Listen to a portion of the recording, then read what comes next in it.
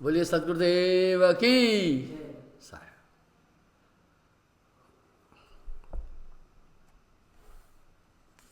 साधो नाम सबिन से न्यारा। वाह साहब कह रहे नाम सबिन से न्यारा। पूर्ण गुप्त विस्तारा जाने का कोई जानन हारा। जब नहीं अंश वंश नरमायो नहीं कुछ किया पसारा। चर और अचर चराचर नाही नहीं मन को विस्तारा। सब नहीं थे। जब नहीं पुरुष नहीं तब ज्ञानी यह मत सबसे न्यारा। जब नहीं पांच अमी नरमाया नहीं सोहंग विस्तारा, ये भी नहीं थे। धर और अधर नाही नहीं पुरुष की काया। धर अधर भी नहीं था। तब नहीं पूर्ण नहीं जल रंगी नहीं तब काल जल की छाया। पांच तत्व भी नहीं थे। धूप दीप लीला दहजा है नहीं अदली और तारा। कर्मन कहे सुनो धर्मदासा यह मत सबसे न्यारा।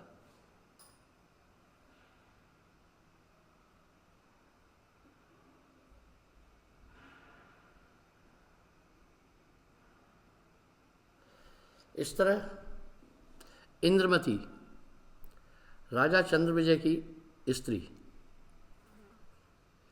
दूसरी मंदोदरी राजा रावण की स्त्री, मणिकमती राजा वीर सिंह की पत्नी, लीलावर्ती पुरती राजा योगधर की 50 स्त्रियां, राजा अमर सिंह की रानियां मीराबाई तथा उदयपुर की रानी शेम श्री ग्वालिन, अब अनगिनत स्त्रियां जिनके माथे पर कबीर साहब ने हाथ रखा वे सब परम धाम को गई। तीन लोग के जितने धर्म के अगुवाए और हुए तथा होंगे उन सबसे साहिब की शिक्षा न्यारी है। इस शिक्षा का मुख्य अभिप्राय यह है गर्भ का आवागमन बंद हो जाए। आवागमन का दुख दुनिया में सबसे बड़ा भारी है।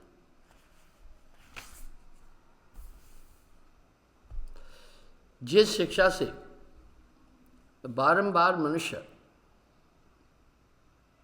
का आवागमन मिट जाए उसी शिक्षा और शास्त्र को ग्रहण करना चाहिए। जो मनुष्य देह पाकर के मोक्ष के लिए प्रयास नहीं कर रहा है वो माया की जाल में उलझा हुआ है।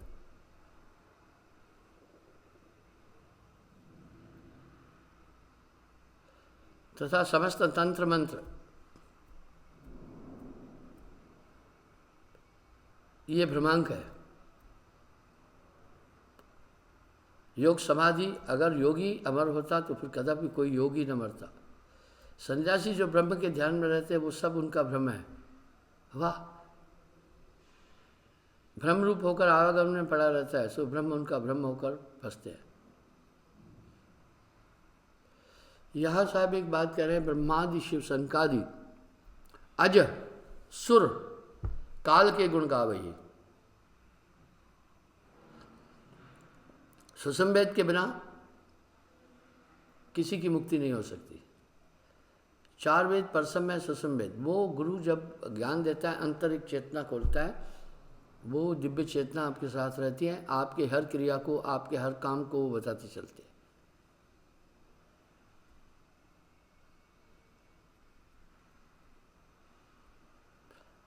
वही काल पुरुष के पंजे से छुटकारा पाएगा। कंजूस व्यभिचारी पुरुष को सुसंवेद पढ़ने से किसी प्रकार का लाभ नहीं होगा।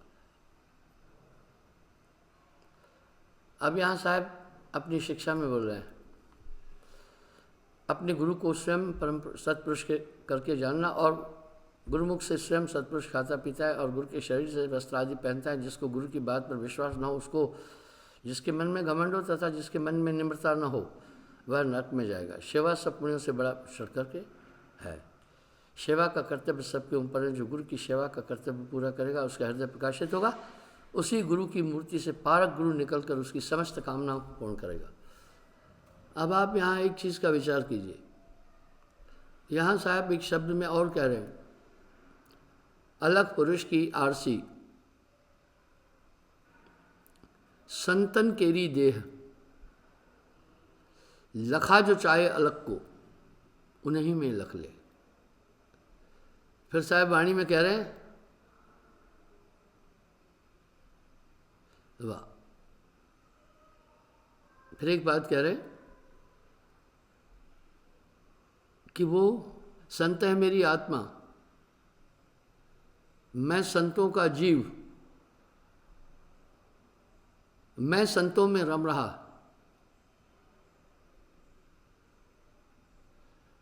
जस गोरस में घी, वाह, दूध में जैसे घी है मैं।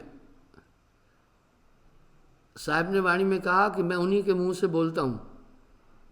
आपको जरूर लगता होगा नाम प्राप्ति के बाद एक ताकत आपको ऑपरेट कर रही है।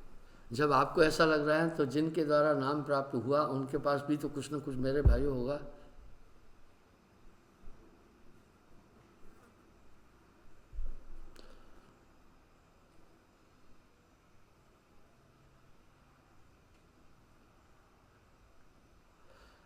जो गुरु के प्रति का कर्तव्य पालन नहीं करता है और अपने प्रति के कर्तव्य के लिए गुरु को बोलता है और उसे दी हुई वस्तु को वापस मांगता है दान देकर, वो ठग है। एक अवस्था में गुरु की सेवा न मानी जाएगी जबकि मनुष्य भली भांति डूब रहे हो और दिन रात वंदना में संलग्न हो जाए और किसी अन्य और ध्यान न हो, अपने शरीर की चिंता भी न हो, तब गुरु सेवा क्षमा होगी। वाह, मुझे भी गुरुदेव ने कहा, मधु, जब शिष्य असाध्य असहाय हो जाए,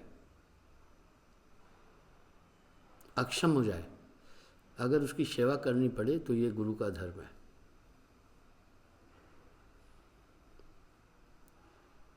वो सेवा करे। जो सेवक तुम्हारे पास लंबे टाइम से हो, अगर वो जीर्ण छीर्ण हो जाए उसको कभी नहीं भगाना, ये पाप है। अभी आपको मैं एक उदाहरण देता हूँ। कोरोना वायरस के ड्यूरेशन में मेडिकल टीम जगह जगह चेकिंग करती है। मेरे आश्रम में थोड़ी बूढ़ियाँ थी, कुछ बूढ़े और बीमार भी हैं, कुछ लॉकडाउन के कारण फंस भी गए थे। जो तो नज़दीक के थे उनसे मैंने प्रार्थना की कि आप लॉकडाउन के टाइम तक अपने घर में जाओ, फिर आ जाना। अन्यथा लॉकडाउन में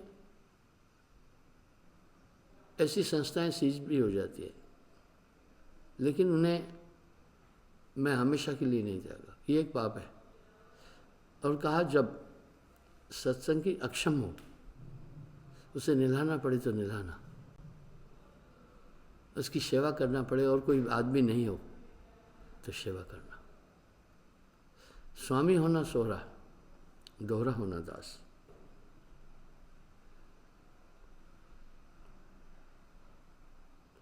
जब लोग ऐसी अवस्था न हो तब तक गुरु सेवा से यदि आपको न बचोगे तो उसके मन में तेज न चमकेगा। बाकी किसी भी, साहब ने गुरु की बड़ी अनंत महिमा कह दी है। गुरु छाया पर पाँव न दीजिए, सम्मुख होए गमन न कीजिए। हमारी आर्मी में एक कहावत थी, घोड़े के पीछे और अफसर के आगे नहीं गुजरना। तो साहब कह रहे हैं सम्मुख होए गमन न कीजिए, आगे से नहीं गुजरना। गुरु छाया पर पाँव न दीजिए, परछाई पर भी पाँव नहीं देना है।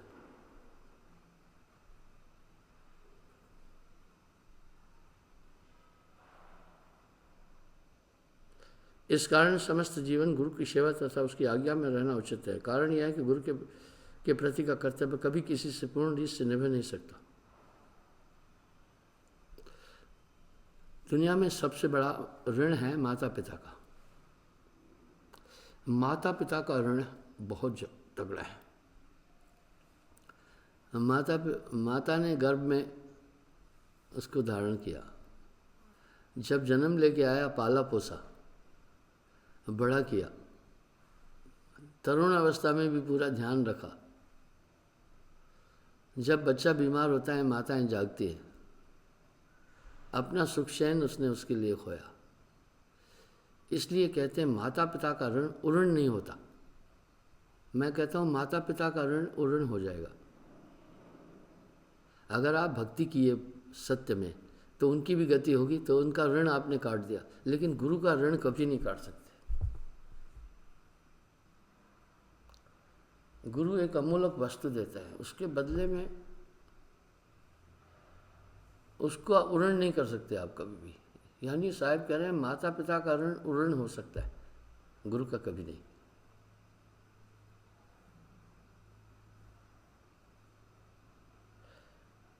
तीन लोक में कोई वस्तु नहीं है जो दी जाए। गुरु ही धर्म की जड़ है। जड़ के सींचने से डाल पात सब हरे होते हैं और निश्चय वृक्ष में सब फल फूल लगते हैं।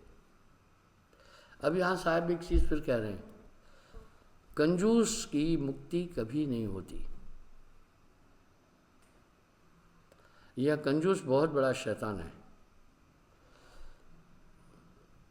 साहब ने इस कंजूस पर तो बड़ी प्यारी बात कह दी है, कामी नर बहुते तरे, क्रोधी तरे अनंत, लोभी जियड़ा ना तरे, कहे कबीर सिद्धांत।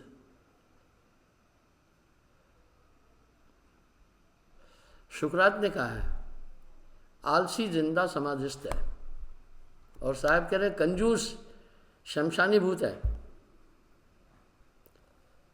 ये घृणावर्धक लत है और इससे स्वयं परमेश्वर को घृणा होती है, और समस्त पीर पैगम्बर साधु सिद्ध साधु इसको बुरा जानते हैं। किसी प्रकार की वंदना तथा सेवा मनुष्य करे, परंतु एक कृपणता एक वस्तु है जिससे वह सब विनाश हो जाती है। आप थोड़ा सा विचार करें, ये काम क्रोध लोभ मोह कितने बड़े शत्रु हैं आपके, इनसे बचाता है गुरु। रावण 4 वेद का ज्ञाता था। मैं रावणवादी नहीं हूं। कबरा खड़ा बाजार में मांगे सबकी खैर, ना काहू से दोस्ती ना काहू से बैर। बड़ा विद्वान था, एक काम के कारण से सभी गुण खत्म हो गए।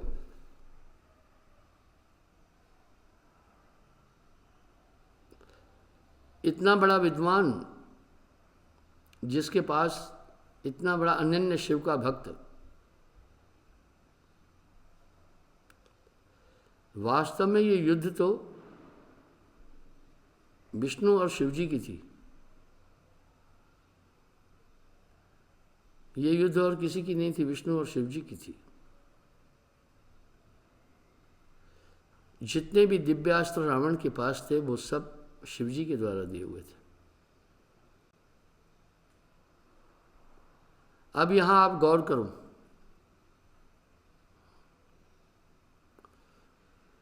राम जी को, रावण को मारने के लिए दुर्गा जी को आहुत प्रसन्न करना पड़ा। आप सोचिए थोड़ा सा। इसका मतलब ये था कि राम जी ये ठीक से जान गए थे कि रावण मेरी शक्ति से नहीं मरेगा। मैं इसका आपको एक और उदाहरण देता हूं। ये रुद्राक्ष का एक कारण है। साहब ने अपनी वाणी में कहा,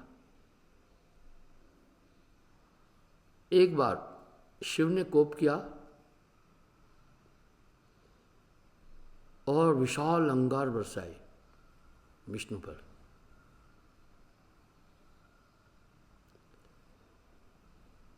विष्णु जी उसको नहीं रोक पाए।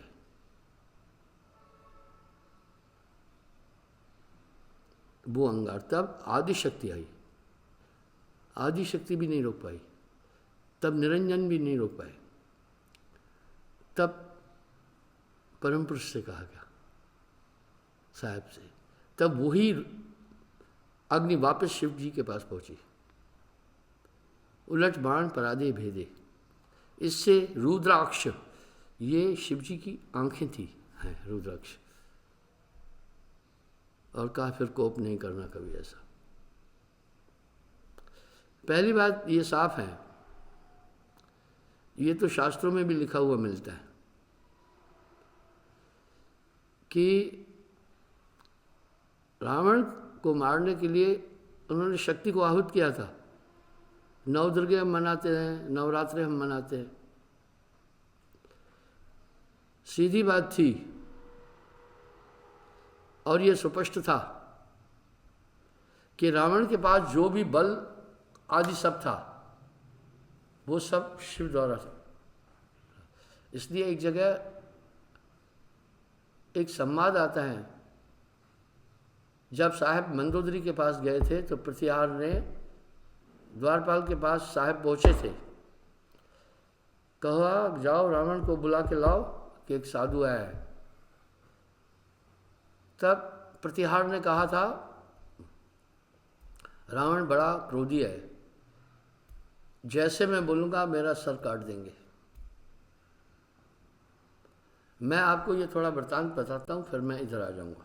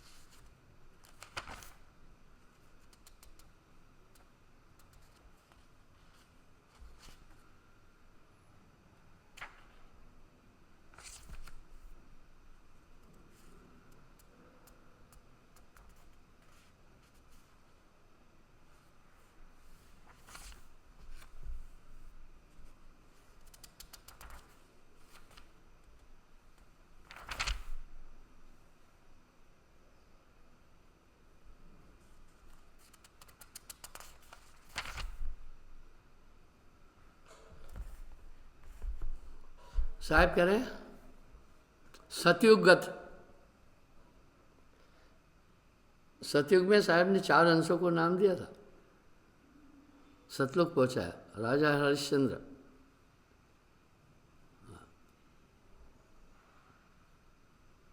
भिक्षी ग्वालिन आदि।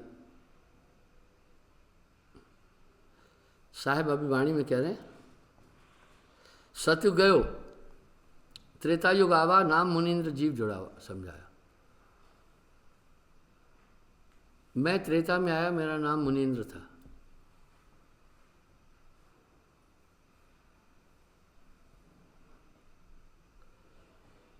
जब आए जीवन उपदेशा, धर्मराय हिति भयो आदेशा, भवसागर मोर उजारा, जीव ले जाए पुरुष दरबारा।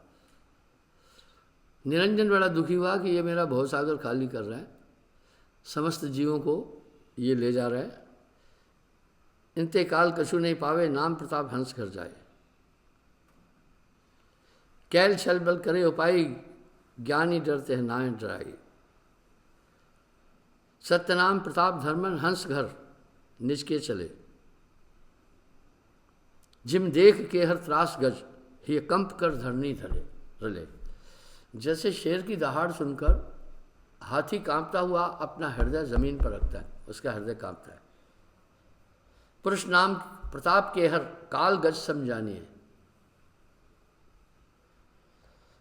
सदगुरु शब्द समाए। अच्छा, नाम गए सतलोक पहुंचे, गिरा हम पर मानिए। साहब कह रहे मेरी ये बात मानना। सदगुरु शब्द समाए, गुरु आज्ञा निर्खत चले, रहे नाम लौलाए, कर्म भरम मन मत तजे।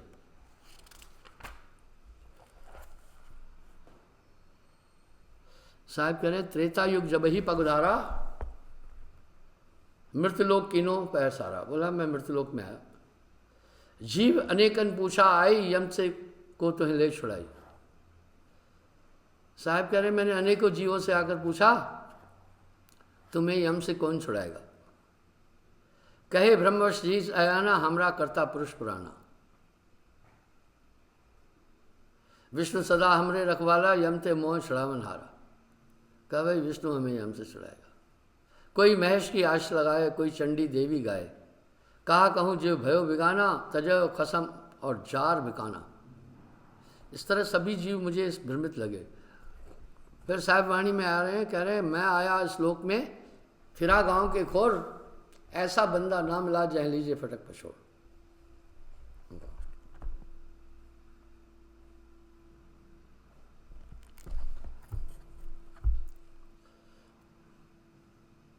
कर्म कोठरी शब्द डारा, फंदा देतन सज्जीवन मारा। सत्पुरुष की आयुष पाई, काल है मेट छोड़ जीव जाऊं। जो करो तो वचन न सही। साहब कह रहे हैं अगर मेरी तो ये इच्छा थी कि सब जीवों को वहाँ ले चलूं, लेकिन जोर करो तो वचन न सही। निरंजन को 17 चौकड़ी असंख्य का राज्य दिया गया, इसलिए फिर मैं जोर नहीं लगाया।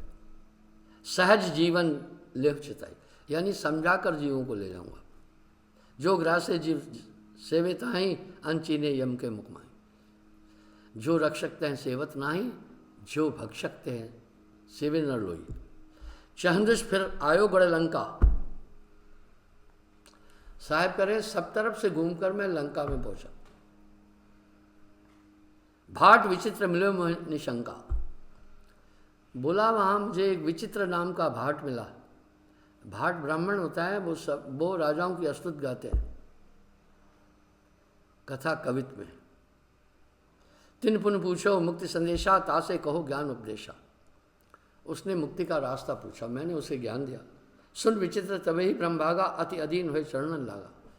वो विचित्र भाट यकीन किया और दीक्षा दी। कहे कबीर मह दीजिए, कहे शरण दीजिए मोह स्वामी, तुम सब पुरुष पुरुष सुख धामी। कीजिए मोह कृतार साजू, मोरे जीव कर कीजिए काजू। कहो ताहे आरत को लेखा, खेम सरी जस भाषो देखा। उसको भी मैंने इस तरह से दीक्षा दी थी जैसे खेमसरी को दी। उस विचित्र भाट फिर क्या साहब कह रहे सुमरण ध्यान ताए से भाखा, पूर्ण डोय गोय नहीं रखा। उसको मैंने सब कुछ समझा दिया। फिर आगे क्या कह रहे हैं, विचित्र बनता गई नृपटिक, जाय रानी से कही। उस ब्राह्मण की बनिता पत्नी को कहते हैं। वो जाकर इंद्रमती की सहेली थी, उसको बोला एक योगी सुंदर है महामुनि,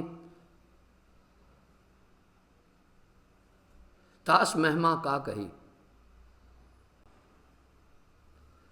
बोला एक महात्मा है, उसकी महिमा क्या कहूं, बहुत सुंदर है। श्वेत कला अपार उत्तम, और नहीं अस देखूं। श्वेत सभी चीजें उसकी सफेद है। पति हमार शरण गहते, जन्म शुभ कर लेखूं। बोला मेरे पति ने उससे दीक्षा ली और अपना जन्म सफल किया। सुनत मंदोदरी चाव, दर्शन लेन अकुलान्यो। ये सुनकर मंदोदरी के अंदर एक चाह उत्पन्न हुई और दर्शन के लिए अकुलाई। वृषली संगले आ, कनक रतन ले पग धरो। वृषली दासी को कहते। मंदोदरी दासी के साथ हीरे जवाहरातों का थाल भरकर साहिब के पास पहुंचे। भाइयों, ये कलयुग का आदमी इतना झूठा है, उठते झूठ, बैठते झूठ, झूठ ही झूठ। इसलिए उसे सब ये बातें, उसका हृदय ही मलिन है। इन सब चीज़ों को वो सोचता है कपोल कल्पित है। चरण टेक के नायो शीशा, तब उन्हें दीन शीशा। वो आकर के प्रणाम किया। कहे मंदोदरी शुभ दिन मोरी, विनती करो दुई कर जोरी। ऐसा तपसी कबो न देखा, श्वेत अंग और श्वेत ही देखा। मैंने ऐसा तपसी नहीं देखा। आपकी सब चीज़ें सफ़ेद है, आप सफ़ेद है। जे कारज मम होए जे भांति, सो मैं कहो तजो कुल्ला। मंदोदरी ने कहा, पंचकन्याओं में मंदोदरी है, द्रौपदी है, तारा है। वाह। तो मंदोदरी ने कहा अब अति प्रेम है, वचन तुम लागे, तुम दयाल सकल ब्रह्म भागे। बोला इसलिए मुझे दीक्षा दो। अब साहब क्या बोल रहे, सुनो वधु प्रिय रावण के लिए। ये मंदोदरी मंडोर की है आपको मैं बताता हूँ, राजस्थान में माताएं बहनें हाइटेड है, उनमें फैट्स कम है। फैट्स क्यों कम है? इतिहास बताता है कि जितनी सुंदर नारी राजस्थान की है उतनी भारत में कहीं की नहीं है। पद्मावती को लीजिए, अन्य रानियों को लीजिए, जोधाबाई को लीजिए, वो वजह यह है वहाँ की माताएं बहनें हाइटेड है। हाइटेड होने के कारण से मोटापा उनमें कम है। खाते भी वो फैट्स का अनाज नहीं खाते हैं, बाजरा मक्का वगैरह ये चीज़ें हैं, सूखा खुश्क एरिया हैं, इसलिए वो हाइटेड है, उनमें फैट्स कम है। मंदोदरी भी बहुत सुंदर थी। जब रावण की मौत हुई, ये मंडोर जोधपुर के साथ में है, यहाँ की थी मंदोदरी। तो जब रावण की मृत्यु हुई उस समय वो गर्भिणी थी और वो वापस चली आई थी। उससे जो पुत्र हुआ, रावण का वंश अभी भी है। मैं आपको एक उदाहरण देता हूँ। ये टीवी पर मैंने पहले भी बोला था। अलास्का में एक लड़का है,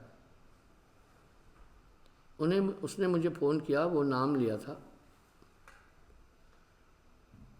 उसने कहा गुरुजी, ब्राह्मण है, बोला मैं रावण मेरे वंशज है। मैं थोड़ा हैरान हुआ। फिर उसने बताया माता मंदोदरी जिस समय रावण की मृत्यु हुई वो गर्भिणी थी, उससे संतानोत्पत्ति हुई। वो हूँ मैं, और आपसे दीक्षा लेना। वो मुझसे दीक्षा भी लिया, तो उससे मेरी बात हुई। वो जहाँ रहता है वहाँ हमेशा टेम्परेचर माइनस में चलता है।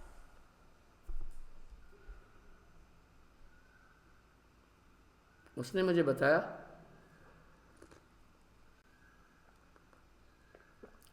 लड़का बड़ा भक्त टाइप है। उसने मुझे पूरा वहाँ का इतिहास बताया था। तो मंदोदरी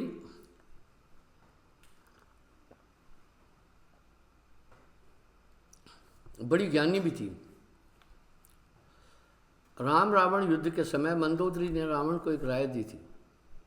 ये पूरी कथा बोलने के बाद मैं बताऊंगा उनको।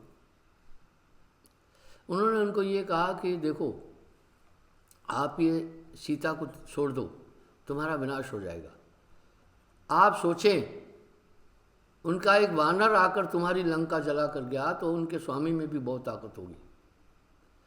ये आग में हाथ नहीं डालो, उनकी भार्या, ये पाप है, आप स्वयं विद्वान हैं। मंदोदरी ने बहुत समझाया उन्हें।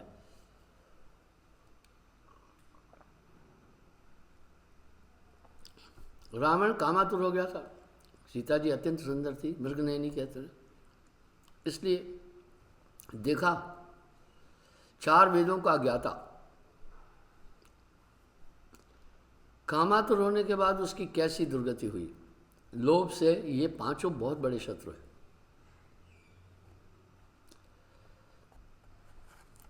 रावण ने बात नहीं मानी।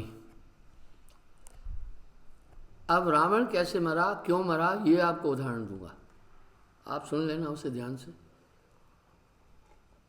सुना वधु प्रिय रावण केरी, नाम प्रताप कटे यम फेरी।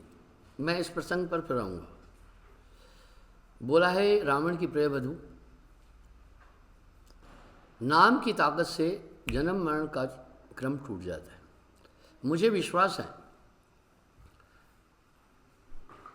मैं मोर देन 1 मिलियन लोगों को खाली डब्बा कूटते हुए नहीं ले चल रहा हूँ अपने साथ। जो वो मेरे से जुड़े हुए हैं, 50-50 साल से भी लोग जुड़े हैं, तो वो ज़रूर कुछ सोच परख करके जुड़े हैं। बोला है मंदोदरी, नाम की ताकत से तुम्हारी फांसी कटेगी। ज्ञान दृष्टि से परखो भाई, खरा कोट तो है देव चढ़ाई। पुरुष समान अजर अजर मत सारा सो तो 3 लोक से न्यारा। वो 3 लोक से परे है। आवे न जाए, मरे ना उपजे, सोई निज पीव हमारा है। सभी धर्मों का मंथन करने से आप एक निष्कर्ष में पहुंचेंगे। इस्लाम की एक मान्यता है, मैंने सभी धर्मों के धर्मशास्त्र पढ़े हैं। बाल ब्रह्मचारी होने के कारण से मेरी चेतना, मेरी मेमोरी बड़ी टॉप है अभी भी। अभी चंद दिन पहले ही मैंने 71वां जन्मदिन मनाया। मेरे साथ के काफ़ी लोग तो बेचारे शरीर छोड़ चुके हैं, जो थोड़े से हैं भी तो इतनी जर्जर अवस्था में है कि मैं आपको क्या बताऊं।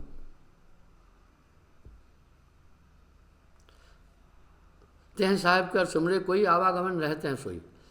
मंदोदरी यही कह रहे, साहब मंदोदरी को कह रहे हैं, उसका सुमरण करने से तुम इस संसार सागर से पार हो जाओगे।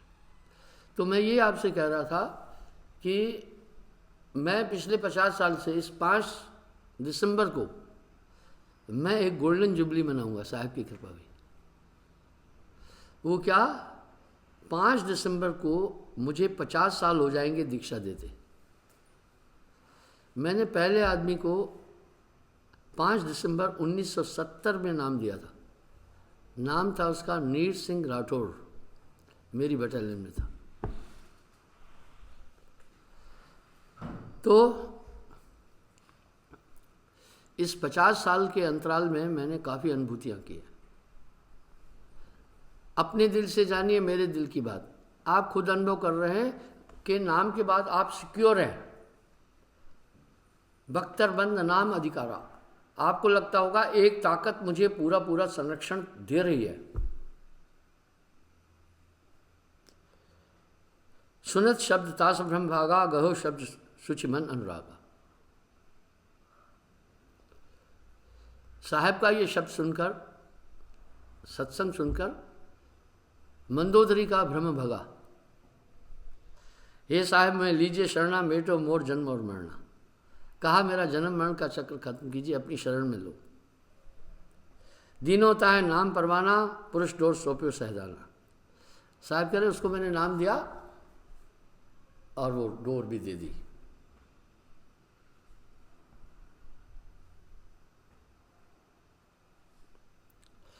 गदगद भई पाए घर डोरी, मिले रंक जिम दिव्य करोड़ी। साहब कह रहे मंदोदरी इतनी प्रसन्न हुई जैसे किसी गरीब को करोड़ों रुपए मिल जाए। रानी टेके शरण हमारा, ता पाछे मैदान पगधारा। नाम लेकर रानी अपने महल में गई। विचित्र वधु रानी समझाया, गई शरण जीवन मुक्त तावा। विचित्र नारी गह रान सिखापन, लीने सिफातन भ्रम आपन। ये पुराने जो हिंदी के अक्षर हैं उसमें ह अलग की टाइप की है, अणा अलग टाइप का है और ण अलग टाइप का है, ङ अलग टाइप का है। और प्रिंटिंग करने वाले 2 शब्दों को मिला देते हैं जब, तो अच्छे भले का भी तौबा हो जाती है बात समझने में। साहब कह रहे तब मैं रावण पर चले आयो, द्वारपाल से वचन सुनायो। बोला फिर मैं रावण के पास आया। ता से एक बात समझाई, राजा कहे तुम आन ले भाई। अब यहाँ ये बात आ रही है, मैंने द्वारपाल से कहा कि जाओ राजा को बुला लाओ।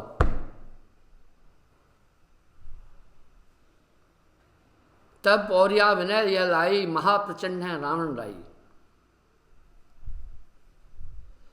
उसने विनती किया कि महाराज हे महात्मा जी, बड़ा प्रचंड है ये रावण। शिव बल हृदय शंक नहीं आने, काहू केर वचन नहीं माने। शिव की बहुत बड़ी शक्ति है इसके अंदर में, किसी का वचन मानता नहीं है, बड़ा घमंडी है। महागर्व और क्रोध अपारा, जाए जिसको घमंड होगा क्रोध भी होगा। कहाँ जाए कहों जाए वो पल में मारा। अगर मैं ऐसे कहूँगा महात्मा ने बुलाया पल में मुझे मार देगा। अब साहब पौरिया को क्या बोल रहे हैं, मानव वचन जाए गहबारा यह बारा, रोम बंक नहीं होए तुम्हारा। बोला तू मत चिंता कर, मेरा संदेश रावण को दे, तेरा रोम कोई टेढ़ा नहीं कर सकता। सत्य वचन तुम हर्म मानो, रावण जाए तुरंत तुम मानो। बोला मेरी बात तू मान, रावण को बुला। तत्क्षण गया प्रतिहार जनाई, देकर जोड़ ठहर आई। प्रतिहार जाकर के दोनों हाथ जोड़कर रावण से प्रार्थना किया। सिद्ध 100 मोह पर आई, ते कह राजा है लाओ बुलाई। बोला एक सिद्ध महात्मा आया है, मुझे उसने बोला कि रावण को बुला के लाओ, द्वार पर है। सुन नर पर क्रोध कीन तह बारा। मैं आपको साथ में ये भी बताना चाहता हूँ, मैं पिछले 50 साल से अवध में रहा। आप कहेंगे, आप कह रहे हैं पिछले 50 साल से कश्मीर में रहा, मेरा तो कोई घर द्वार है नहीं है।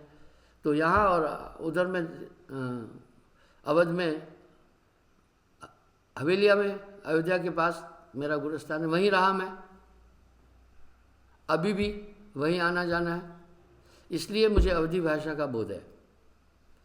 जब कोई आदमी 50 साल कहीं रहे, वहाँ के लोग बोलते अवधी है, भोले भाले। गांव देहात में घूमता हूँ, वहाँ यूपी में 47 आश्रम है, तो अनचाहे मुझे अवधी भाषा सीखनी पड़ी। वहाँ बात मैं अवधी भाषा में करता हूँ। ये ग्रंथ में ये अवधी और पूर्वी भाषा का मिश्रण बहुत ज़्यादा है। रामायण भी अवधी भाषा है, हिंदी भाषा नहीं है, वो एक लोकल क्षेत्रीय भाषा है। सुन नृप क्रोध कीन तह बारा। अब बारा कहते समय, यह सुनकर उस समय राजा ने बड़ा क्रोध किया। ते मतहीन आहे प्रतिहारा। अरे हे चौकीदार, तू बड़ा मतहीन है, यह मत ज्ञान हरो के तोरा। तेरा यह ज्ञान किसने हरण कर लिया? जो तय मोह बुलावन दौड़ा, जो तू मुझे बुलाने के लिए दौड़ता हुआ आया। दर्श मोर शिव सुत नहीं पावत। देखा अहंकार, मौका भिक्षुक कहाँ बुलावत। बोला मेरा दर्शन शिव सुत वो भी नहीं पाते, शिव जी के पुत्र। तू मुझे उस भिखारी के कहने से बुलाने आया, तेरी बुद्धि क्या हो गई? हे प्रतिहार सुनो मम बानी, सिद्ध रूप कहो मोह बखानी।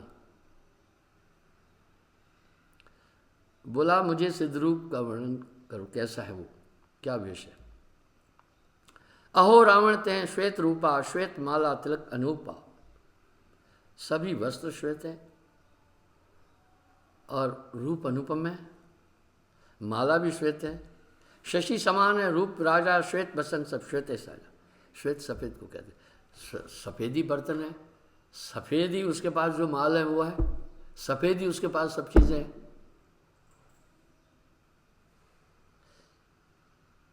इतने में मंदोदरी भी आ गई। अब मंदोदरी क्या कहे मंदोदरी रावण राजा ऐसो रूप पुरुष को साजा। ये स्वयं परमात्मा का रूप है। बेग जाए गहो तुम पाई, तो राज अटल हो जाएगा। बोला तुम जल्दी जाकर के उनके चरण को कहो। इतिहास कई चीज छिपाता है। दक्षिणी पूर्वी यूपी में आला गाया जाता है, उसमें प्रसंग आता है आला उदल ने पृथ्वीराज को पराजित किया था और बंदी बनाया। पर जब उन्होंने, इतिहासकारों ने, किसी को हीरो दिखाना होता है तो उसकी वीक पॉइंट रखते ही नहीं, बाद में एक महापुरुष के कहने पर छोड़ दिया था। आप सोचे ना, ये महोबा साइड में, झांसी साइड में ये आला बहुत गाया जाता है।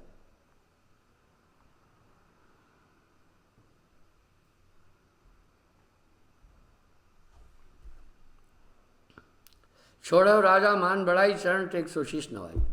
मंदोदरी ने कहा कि जाकर मान बढ़ाई छोड़ो, उनके चरण गहो, तुम्हारा इसमें कल्याण है। रावण सुनत क्रोध अति कीना, जरत हुताशन घृत मन घृत जीना। यानी रावण को और ज्यादा गुस्सा आ गया। जैसे जलती आग में घृत घी को कहते वो छोड़ दे। पहले तो प्रतिहार तारीफ कर रहा था, मंदोदरी ने भी की, तो रावण को और गुस्सा आया क्योंकि अहंकार था। रावण चला शस्त्र ले हाथा, तुरंत जाए तह काटो माथा। बोला अभी मैं जाकर उसका सर काटूंगा।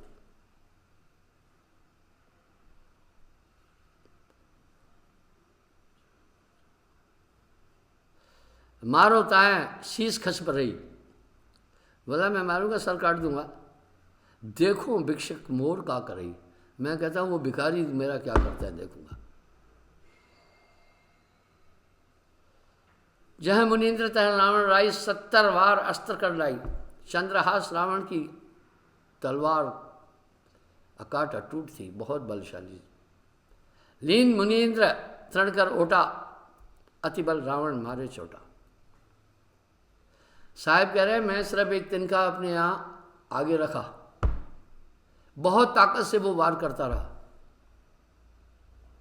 तृण ओट यह कारणे गर्भ धरी राय हो। साहब कह रहे तिनका इसलिए आगे रखा, कहते ना तुम मेरा बाल नहीं टेढ़ा कर सकता, तिनका नहीं बिगाड़ तोड़ सकता। साहब कह रहे मैंने तिनका इसलिए किया उसका अहंकार तोड़ने के लिए, तिनका भी नहीं बिगाड़ सकता तू मेरा। तेह कारण ये युक्ति की नो लाज रावण आयो। रावण को लज्जित करने के लिए कहे मंदोदरी सुनो राजा, गर्भ छोड़ लाज हो। पांव टेको पुरुष गए अटल होवे राजो। मंदोदरी ने कहा अभी भी है रावण, इनके चरण पकड़ो, ये दयालु हैं, तुम्हें क्षमा कर देंगे, तुम्हारा राज्य अटल होगा। रावण वचन सेवा करूं शिव जाय, जिन मोह राज अटल दियो। बोला मैं शिव जी की सेवा के अलावा किसी की सेवा नहीं करता, राज्य दे। ताकर टेको पाए पल दंडवत क्षण ताहे को। बोला मैं उसी को प्रणाम कर सकता हूं, बाकी को नहीं। सुन अस वचन मुनिंद्र पुकारी हो, तुम हो रावण गर्भ आहारी। भेद हमारा तुम नहीं जाना, वचन एक तो कौन नहीं जाना। देखो साहब को अभी गुस्सा आया। अति से अधिक अति जब होई, ज्ञानी के उर क्रोध समोई। अति नहीं होना चाहिए। अति का भला न बरसना, अति की भली न धूप, अति का भला न बोलना, अति की भली न चुप। अति कोई भी ठीक नहीं। पानी बहुत गिरे वो भी ठीक नहीं, गर्मी बहुत पड़े वो भी ठीक नहीं, अधिक बोलोगे वो भी ठीक नहीं, और अधिक चुप रहोगे वो भी ठीक नहीं।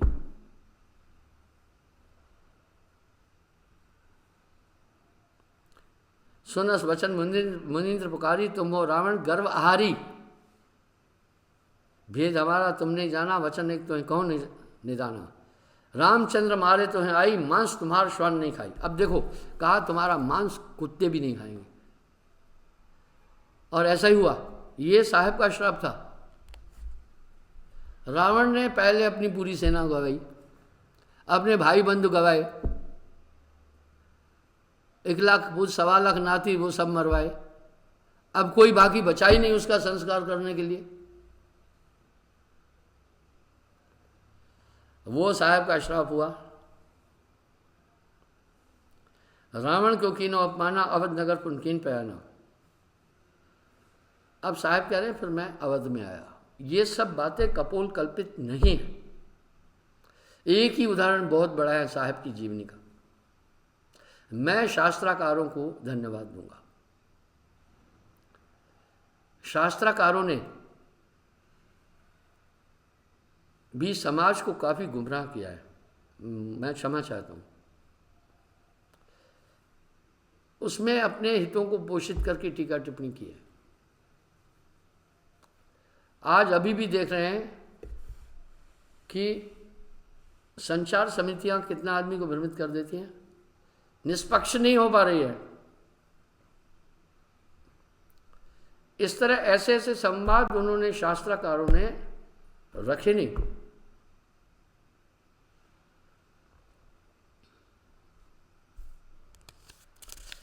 कह रहे फिर मैं वहां से आया अवध नगर अयोध्या, विप्र मधुकर मिले मारक दर्श दिन में मम पाए हो। अब यहां मैंने आपको रावण की कथा इसलिए बताई कि एक काम के कारण इतने समस्त गुणधारी रावण का अंत हुआ। रावण की दिनचर्या क्या थी वो सुने, ये शास्त्रों में आती है। वो 8 पैर का बड़ा उपयोग करता था, बहुत बड़ा नीतिज्ञ था। एक पहर वो अपने मंत्रियों से मंत्रणा करता था नीति वचन में आता है, जो राजा मंत्रियों की मंत्रणा को करके उनके राय को नहीं मानता है, उस राजा का जरूर पतन हो जाएगा।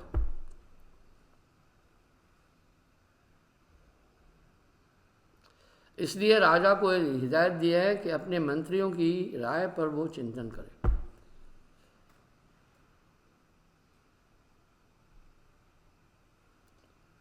तो साहब ने नीति वचन भी बहुत खूब कहे। इतने गुणों से संपन्न, इतना बड़ा विद्वान रावण, 4 वेद जिसे मौखिक याद थे, तो एक पहर अपने मंत्रियों से मंत्रणा करता था। एक पहर वो वेदों का वेदाचार्यों के साथ में अध्ययन करता था, उनको पढ़ाता था।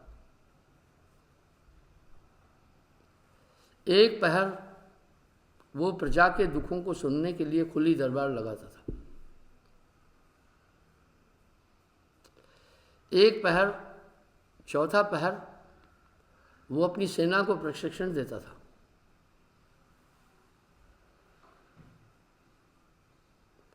एक पहर रनिवास में वो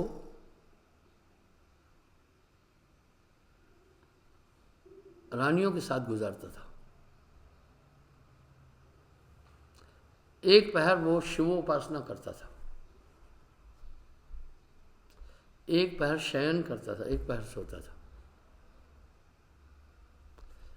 आप कहेंगे ये रावण के प्रशंसक है। नहीं नहीं नहीं नहीं नहीं, साहब ने रावण की हसरत कभी नहीं की। वो तो उसको एक लक्ष्य बनाकर बोल रहे हैं, परनारी के रास्ते अवगुण हैं गुणनाय, रावण के 10 सर गए परनारी के माँ। परनारी मलहंग भाई दे न सकत कुछ और, गूह मूत आगे धरे यही नरक कठोर।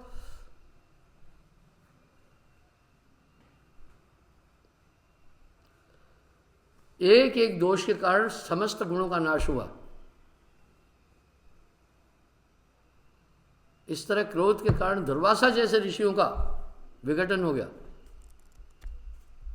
लोभ के कारण नारद जैसे ब्रह्म ऋषियों का विघटन हुआ। मोह के कारण वेदव्यास जैसे लोगों को शर्मिंदा होना पड़ा। अहंकार इंसान का सबसे नजदीकी दुश्मन है। ये इतने शक्तिशाली है, नाम के बगैर ये दिल के हुजरे को साफ कभी भी नहीं कर सकते। तो आइए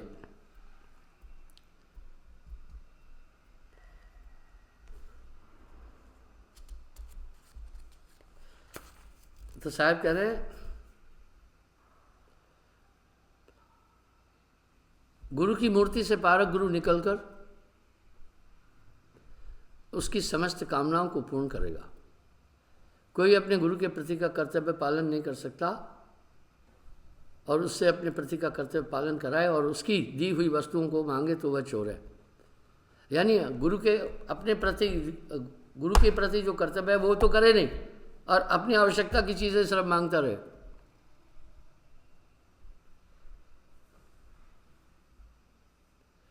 आगे कह रहे हैं, जब लो ऐसी अवस्था न हो तब लो गुरु सेवा से, यदि अपने को न बचाएगा तो उसे मन में तेज न चमकेगा। इसलिए गुरु से सेवा नहीं लेनी। अभी ये बच्चे लोग बड़े अक्लमंद हैं।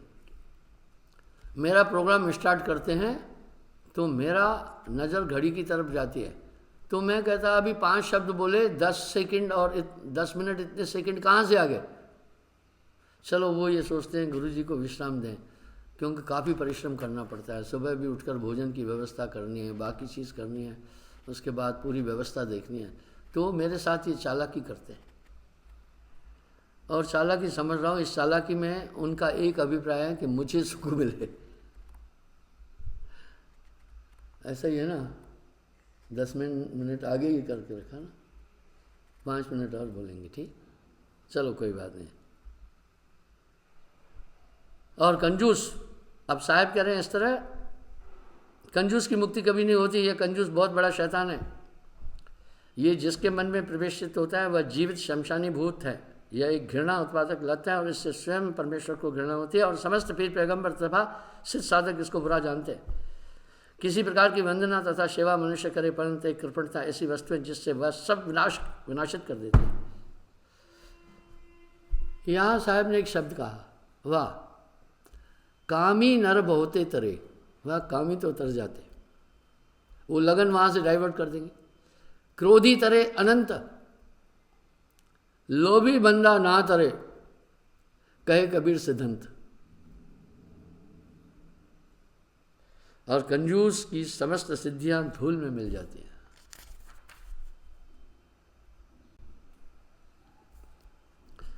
सदगुरु की सेवा बहुत बड़ी पूजा है, भक्ति तथा मुक्ति की देने वाली है। जो कोई साधुओं को भोजन इत्यादि देता है और उनकी आवश्यकता की वस्तुओं को एकत्रित कर देता है, उसकी समस्त कठिनाइयाँ और पाप दूर हो जाते हैं।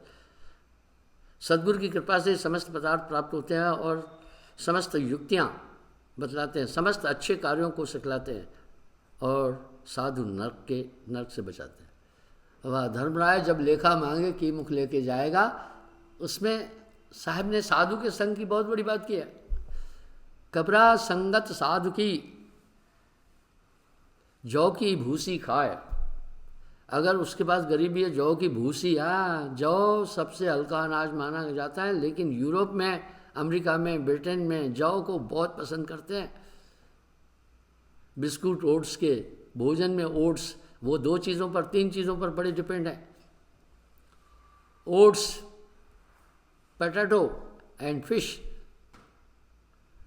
मुझे बड़ी खुशी है, मैं हज़ारों ईसाइयों को नाम दिया है, हज़ारों, उनको मैं मांस नहीं खाने देता। मुझे यूक्रेन और कुछ रशिया के लोग नाम लिए, मुझे कहने लगे गुरुजी हमारे जो बच्चे हैं छोटे छोटे, वो सुबह एग मानते हैं या अंडे का प्रचलन है, हम तो नहीं खाते हैं, हमारे बच्चों को तो उनकी डिमांड है। वाह वाह वाह, इसलिए अलोड करो। मैं कहा नहीं, सुनो, जब तुम नहीं खाओगे तो वो खाएंगे ही नहीं। अरे उनके लिए बहुत फल है, सब्जियां हैं, मेवे हैं, मिठाइयाँ हैं, दूध है, घी है, दही है, कुछ तो वर्जित नहीं किया, पर किसी जीव को मार मैं उसको क्या कहा ना, not allowed. Use of alcohol is a totally restricted and non veg, nothing at all. अब कुछ पंथ हैं बड़े बड़े, वो कह रहे हैं अंडा खा लो, कोई बात नहीं, मछली बाकी मीट नहीं खाना। अरे एग, अंडा क्या है? somebody are saying egg is a fruit। अरे मैंने अपनी ज़िंदगी में कभी नहीं देखा कि कोई पेड़ पर अंडा लटका हो, जैसे आम लटका है, अमरूद लटका है, अनार लटका है, तमाम चीकू लटके हैं, देखे? मैंने कभी नहीं देखा। वो तो मुर्गा और मुर्गी के योग से बना, और आदमी भी माँ के पेट में 3 महीने अंडे के रूप में होता है, इसलिए भ्रूण परीक्षण 3 महीने तक होता ही नहीं है। हालांकि भ्रूण परीक्षण तो वर्जित है।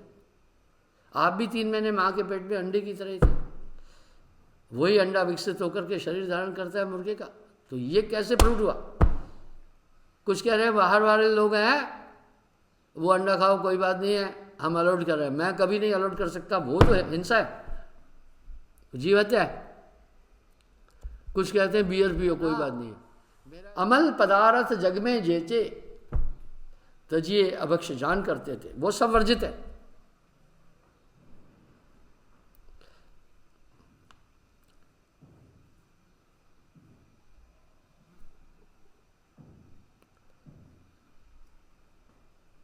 यदि सदगुरु की दया न हो तो कोई मनुष्य गति को प्राप्त नहीं होगा। हाँ, साधुओं की दया। आप देखें, कहत कबीर सुनो भाई साधु, साध संगत तर जाएगा। साधु कौन?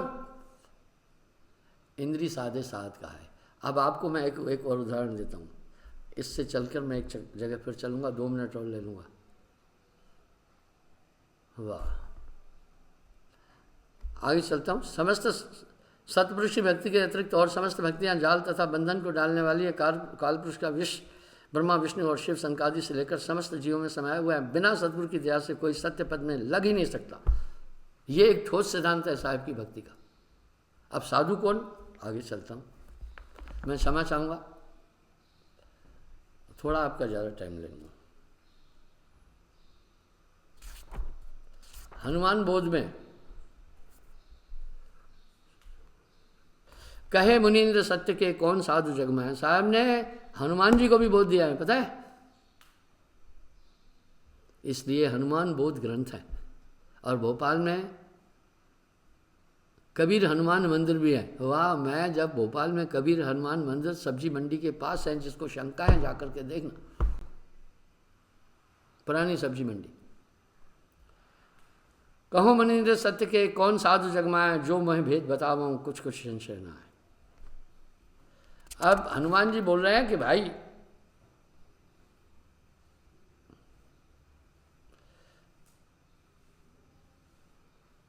अगर आप, हनुमान जी कह रहे साधु तो मुझसे बड़ा कोई साधु है नहीं, साध साध संसार बखाने, कहो साध कैसे पहचाने। सुन हनुमंत तब भय अदीना, कहो अहो मनिंद्र हम सब तुमको चीना, सत्य प्रतीत भई जीव मोरे, अब मैं तुमसे करूँ निबोरे, होए अधीन पूछत हो स्वामी, सो मैं कहिए अंतर्यामी। कह रहे हैं एक सवाल पूछ रहा हूँ, वो मुझे आप कहें। साधु साध संसार बखाने, कहो साध कैसे विद जाने, साधु बड़े की महिमा बड़ भाई, साधु नाई महिमा अधिकाई, ऋषि मुनि सभी साधु बखाने, कहो साध कैसे विद जाने, सेवा साध सब गोहरावे, कहो साध कैसे लग पाए। कह रहे साधु को कैसे जाने। मैं थोड़ा स्पीड में चलूँगा अभी। कभी कभी मुझे लोग कहते हैं कि गुरुजी टीवी में थोड़ा जल्दी बोलते हैं। अरे मेरे भाई 1 मिनट का 1000 रुपया चार्ज ले रहे हैं, 20 मिनट के एपिसोड में 20,000 रुपया मुझसे चार्ज लिया जा रहा है।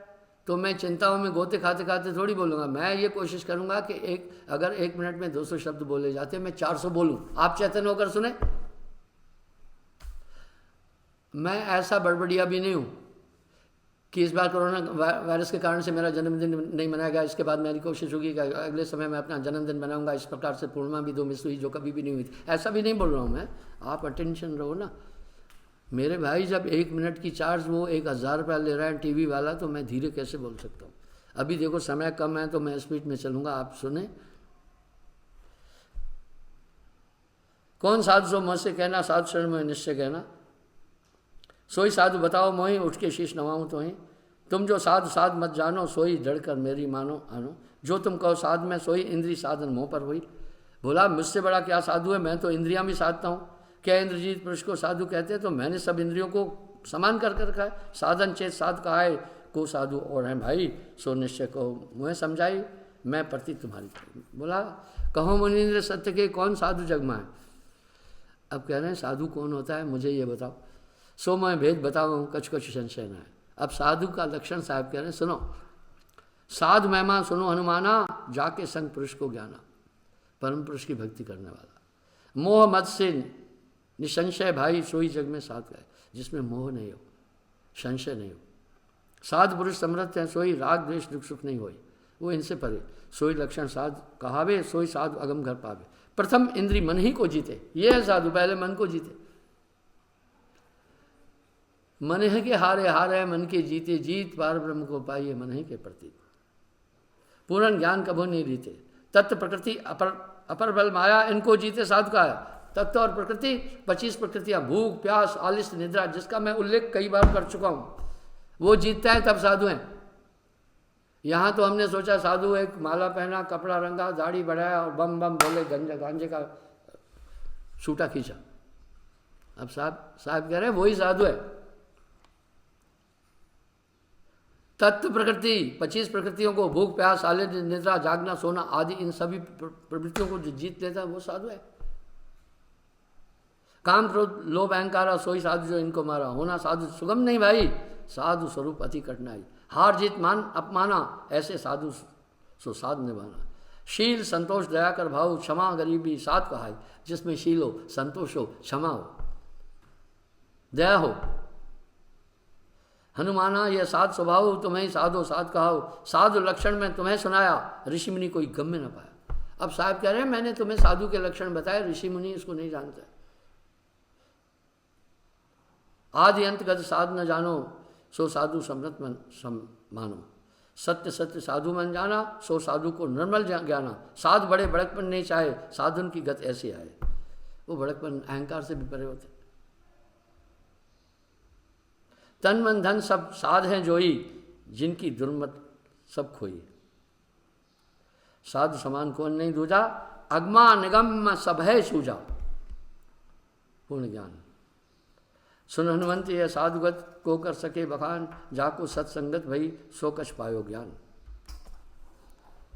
तो इस तरह से साधु मैं आज अपनी बातचीत यहीं समाप्त करता हूँ। आरती नहीं करेंगे, वजह आरती में 6 मिनट लग जाते हैं। आरती तो आप सब जानते हैं, घर में आरती करना, इसलिए आरती में टाइम बचाएंगे हम थोड़ा, ठीक है। बोलिए सद्गुरुदेव की। कल पुनः मैं इस समय आपसे मिलूँगा। धन्यवाद।